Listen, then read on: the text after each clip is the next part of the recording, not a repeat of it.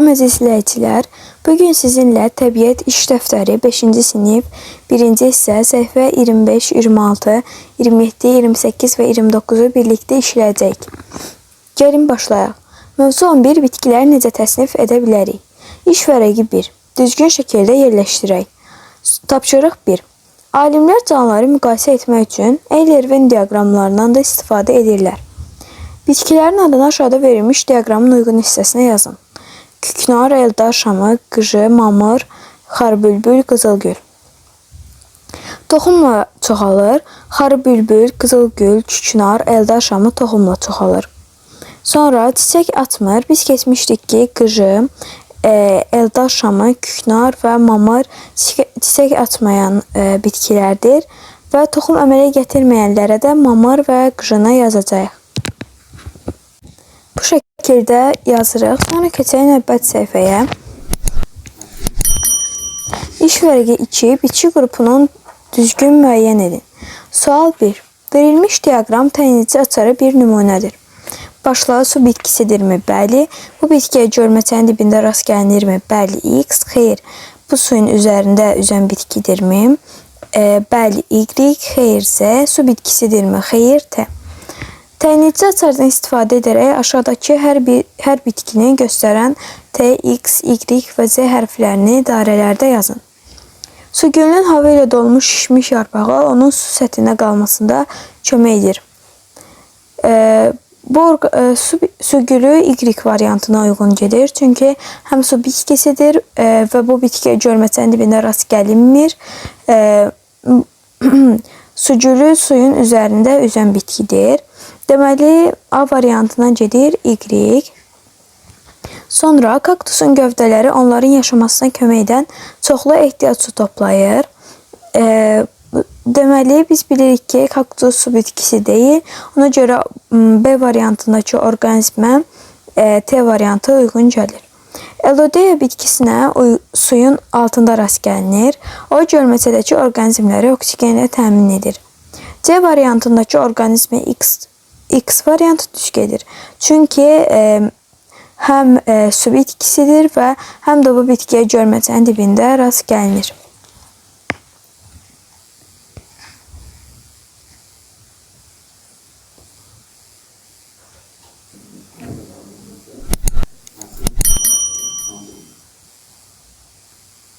Bu şəkildə yazacağıq. Sonra keçək növbəti səhifəmizə. Ümumiləşdirici tapşırıqlar.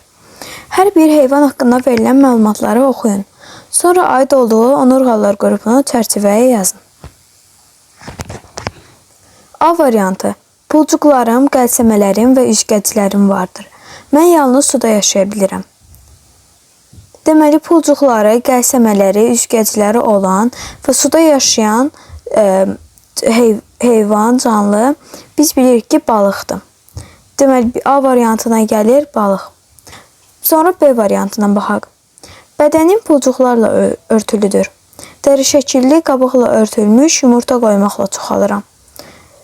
Deməli, bədənə pulcuqlarla örtülü olan və dəri şəkilli qabıqla örtülmüş yumurta qoyan canlı sürünəndir. Sonra C variantında bədənim lələklərlə örtülüdür. Qanadlarım var. Cavab quş. D variantında bədənim xəzlə örtülüdür. Diri bala doğmaqla çoxarım. Məmməlidir.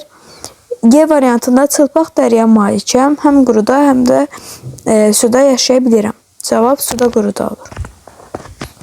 Suda quruda yaşayan canlılar.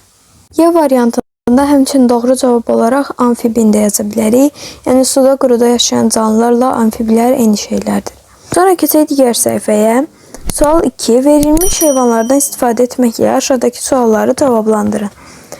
Aşağıdakı meymun, timsah, kalmar, tarakan. Aşağıdakı boşluqlara uyğun heyvanın adını yazın.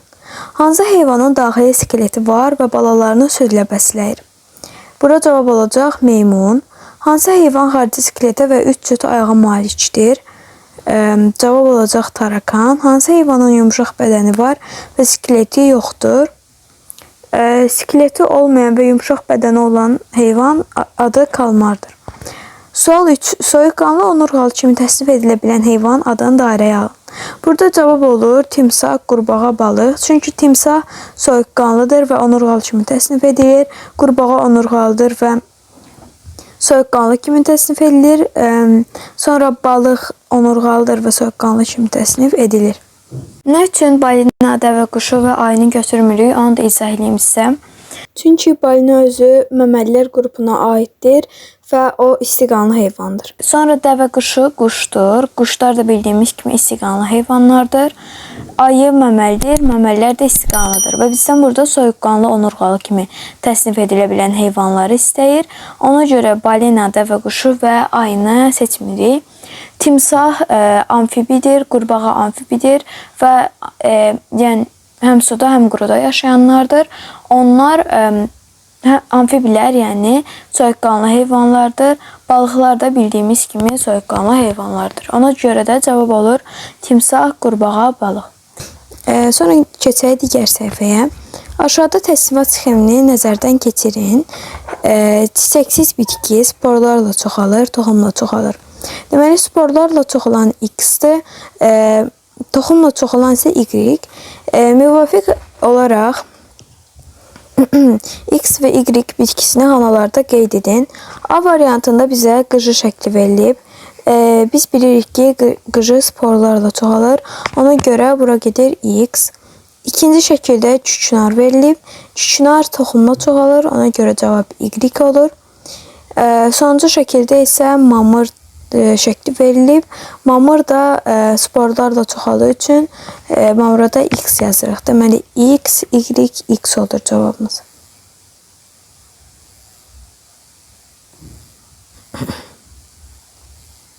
Bu şəkildə yazırıq. Sonra keçək sual 5-ə. Aşağıdakı crosswordu tamamlayın. Kökləri olmayan, toxumla çoxalmayan çiçəksiz bitki. Deməli, kökləri olmayan və toxumla çoxalmayan çiçəksiz bitki mamırdır. Ona görə 1-ə yazırıq mamır.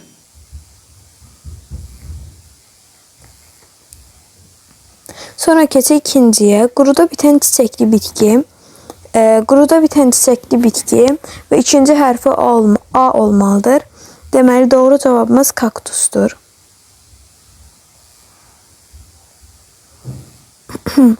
Sonra çiçəksiz bitkilərin əksəriyyəti nə ilə çoxalır?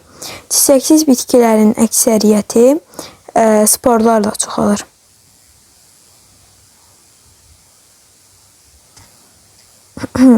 Toxumla çoxalan çiçəksiz bitki şamdır. Yəni şam ağacı.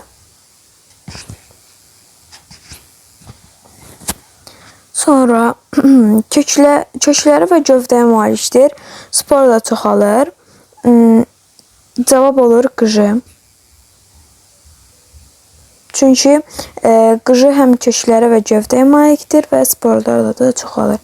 Və sonuncu olaraq 6-cıya da iynəyarpaqlı bitkilərin qocalarının daxilində əmələ gəlir. Burada cavab olacaq toxum.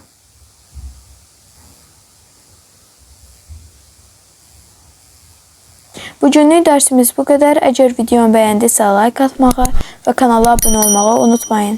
Gələn dərslərdə görüşənədək. Sağ olun.